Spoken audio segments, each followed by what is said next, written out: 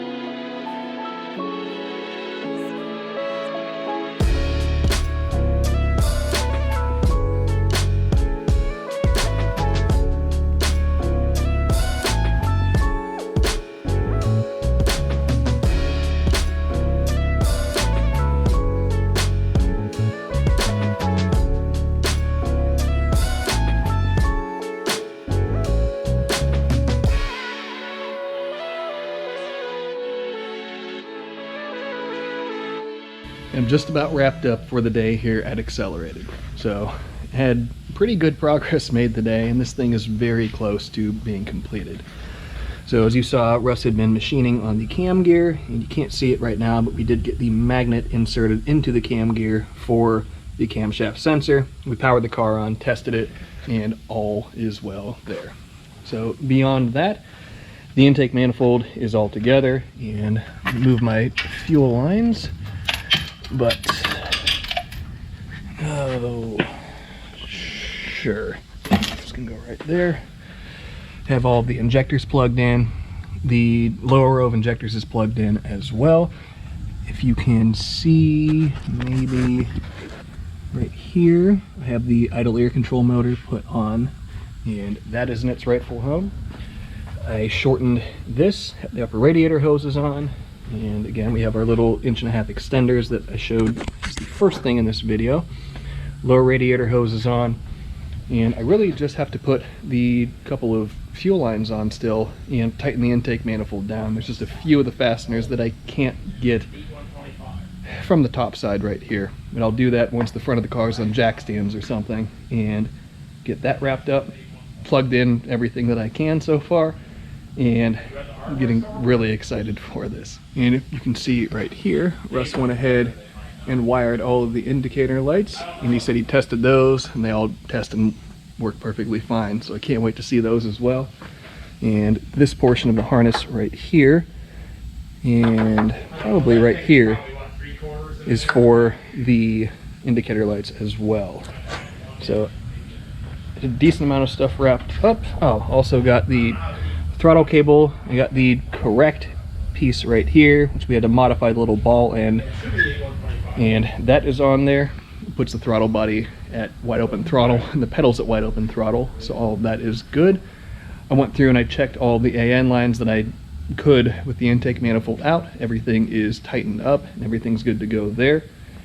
And you can see by the size of the box that I brought this time, it wasn't that much stuff to do, and we're getting really close. But that's going to wrap up the trip to Accelerated this time. Probably have one more trip, maybe two if I were to guess at this point, one more to wrap up the rest of the stuff, and then the time after that, I think we'll be at the point when we can try to fire it up.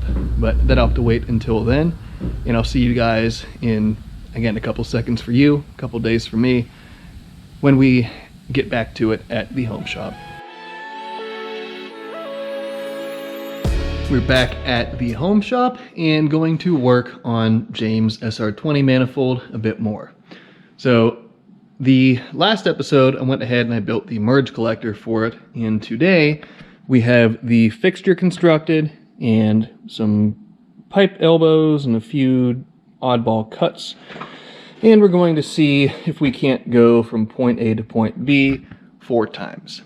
So I've played around a little bit with this off camera, just kind of getting an idea of exactly how I'm going to make this work. And it's going to be tight, but I think it is feasible. So before I start rambling on any farther, let's go ahead and start fitting these pipes.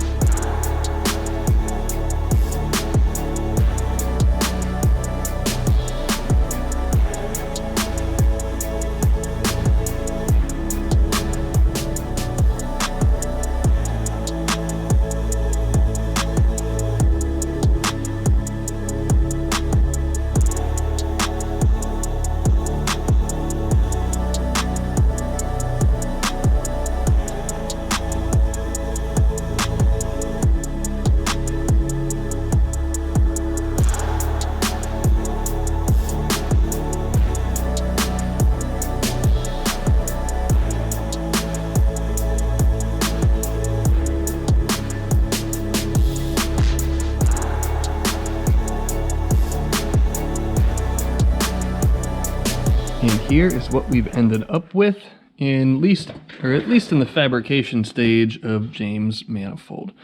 So it's a little ram horn style, fairly consolidated in terms of space. And if I pick this up, you can see the bottom side. It's fairly symmetrical side to side. The collector has a little bit of, I guess from this vantage point, a clockwise rotation to it. So it won't be perfectly symmetrical, but it's close enough, and being the fact that this is a top mount manifold, you won't even see this side of it anyways.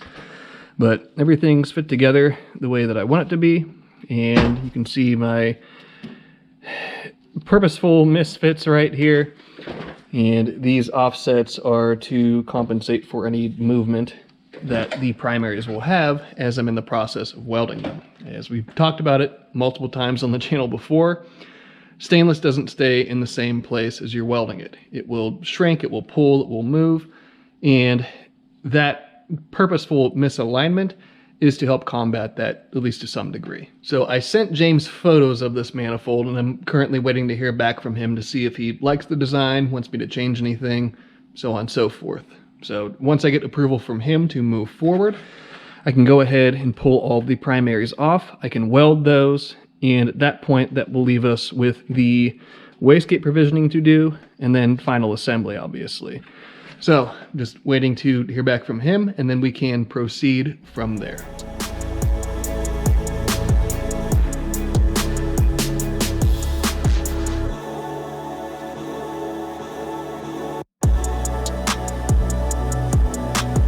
There is the wastegate provision completed, aside from coping this end of it to fit onto the side of the collector, like so. So, I have everything done today that I can get done on this manifold. Like I said, I'm just waiting on James' approval for the design and for what I have going on here before I go any farther with it, as everything I've done today is still reversible at this point. If I weld things together, then the ability to be reversed quickly diminishes. Now that we have James' manifold fabricated, have the wastegate provision welded, I think that is the end of what I'm going to work on here today.